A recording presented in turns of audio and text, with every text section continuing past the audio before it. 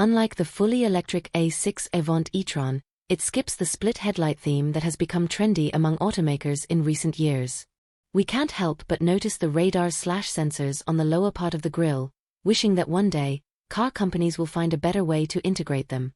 At the back, the exhaust tips are very much real, with Audi saying it will no longer install fake exhausts on its cars. With a drag coefficient of 0.25, the A6 Avant is the most aerodynamic Audi wagon with a combustion engine ever. The electric e-tron estate we mentioned earlier is even more slippery, with a CD of just 0.24. In Europe, the base model will sit on 18-inch alloys, rising to 21-inch forged wheels with a tricolor design for the fancier versions.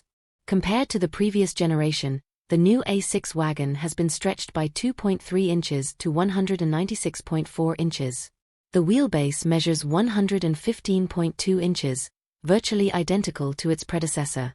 Excluding the mirrors, the width is just under 74 inches, matching the outgoing C8 generation. Hopping inside, you'd be forgiven for thinking we've accidentally added images showing the A5 Avant's cabin.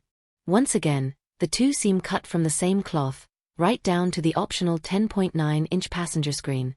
The 14.5-inch infotainment and 11.9-inch digital driver's display are the same size as on the A5.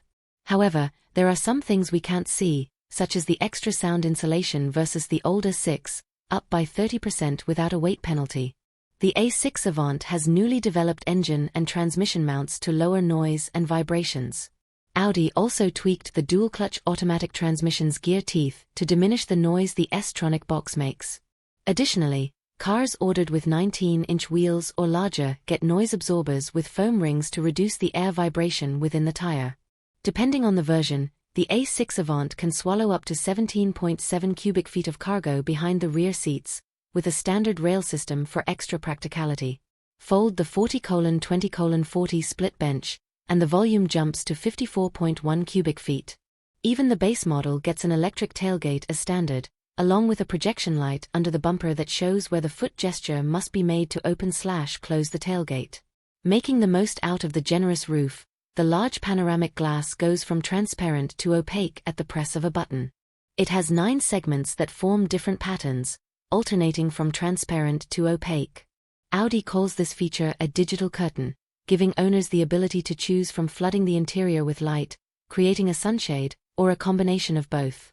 The entry-level 2025 Audi A6 Avant in Europe has a turbocharged 2.0-liter gasoline engine with 201 horsepower and 250 pound-feet. The 4-pot works on an updated Miller cycle and sends power exclusively to the front wheels since you can't opt for Quattro. A more economical 2.0 TDI with mild hybrid technology makes an identical 201 horsepower but more torque, at 295 lb-ft. The diesel engine can be had with front or all-wheel drive. For extra oomph, there's a bigger 3.0-liter V6 with 48 VTEC for the top model carrying an A6 badge. It makes 362 horsepower and 406 lb-ft, which just so happens to match the muscle delivered by the new S5 Avant. With the 6-cylinder engine, the new A6 Avant takes 4.7 seconds to reach 62 miles per hour from a standstill.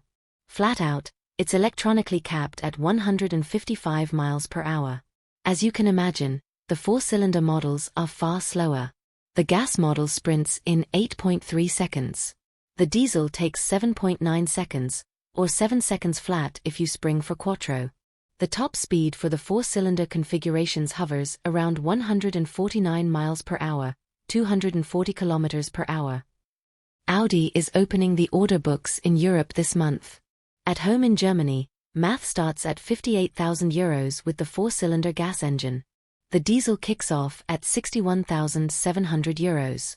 Production takes place at the Neckarsulm factory, alongside the mechanically related A5 Avant.